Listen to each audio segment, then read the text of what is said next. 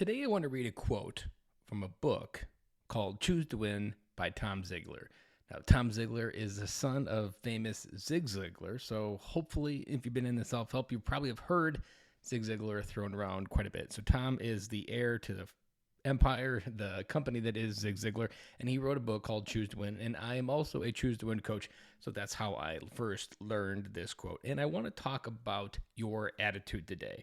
And there is a quote in chapter 1, which is Start with Why, and it talks about that your attitude is a reflection of character, and character is a reflection of habit.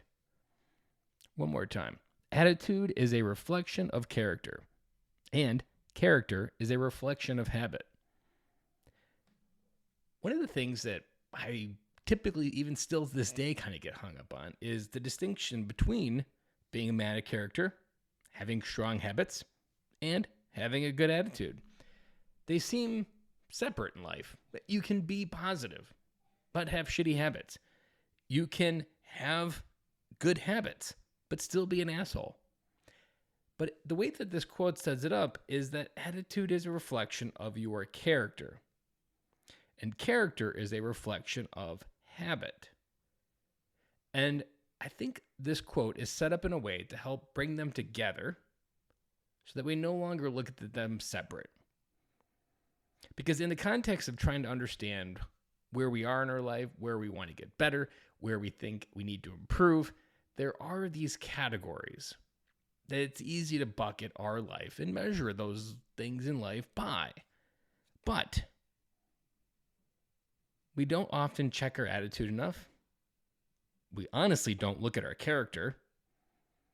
And we maybe often look at our habits when we look up and wake in the morning and realize we didn't get to the gym, we didn't have a good habit, or maybe journaling or meditating, whatever it is that you want as a habit. There's probably a point in your day where you go, fuck, I didn't do my habit. This is just another reason why I suck, and you accept that verdict. Well, how do I know you probably said that? Because that was me. So if you're listening to this podcast, there's a good chance you've got some of the same handicaps that I did, and in some days still do. So what is it about this quote that made me want to read it here? Because men don't really dive into their character. Who are they? What are they at the core? What are those Legos that make up you? If each Lego block was a character trait, what makes up you? If you are a man of your word, if you are a man that follows through, if you are a man of good intentions, these are habits. If you are a man that reads, you are a man that's curious to learn more. And your attitude is a reflection of that character, and your character is a reflection of your habits. So if you have good habits, you can have good character. If you have good character, you can have a great attitude.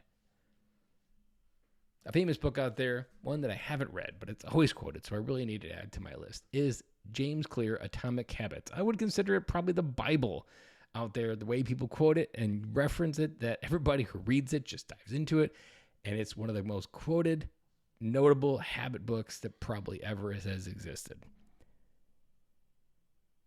One of the things within this whole riff, this conversation I want to have you with this morning, is taking a look and an inventory at these.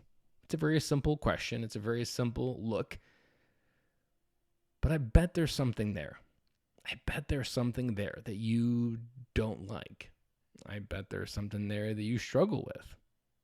I know because, again, you're listening to this, so there's probably parts of my story that resonate yours, and I had those problems all over. But what do you do about it? What do you do about it? You could keep listening to this podcast. Hopefully you do. Hopefully you find value in it enough to invest your 5 minutes every day to listen to it. But what else could you do? You could journal. Have a conversation with someone. What about look inward? It's not something we often do. It's often something that most men hide behind. But yet, we still go through all of this. We still look for something different. We still try to overlook the obvious. One of the crux, and I know I've said this before, one of the crux of personal development isn't that it's hard. Instead, it's easy. The hard part is finding it. The hard part is being willing to explore and excavate in places that you've spent an eternity burying. You have to go inward in places that you are not generally comfortable with. You have to dive into things that don't make it easy. But generally, the biggest breakthroughs I've ever had in my own development have come from just a few words. But yet at the same time, how do we put all that together? That is the question. If this resonated with you, I'd love to have a conversation with you. I said it once, I'll say it again. There's a Design Your Legacy button on the homepage of bencloy.com. Head over there, book a call. There's no obligation. We can have a conversation about what it is that your habits, your character, and your attitude are heading towards in your legacy. Your legacy is planting seeds in a garden that you never get to see grow, and your kids are that legacy. What kind of seeds are you growing and planting so that later you can harvest? Because let me tell you, when you find one of those seeds you planted and it was the incorrect kind, and you're like, damn, that was not the one I wanted to plant. Whether it be a behavior, a habit, whatever it may be. Nevertheless, they are there. Great intention. And it's our world and it's our ability to get better and our desire to get better that's going to allow us to get better. That is all I have for you today. Hope you have a great Tuesday. I'll be back again with you guys tomorrow.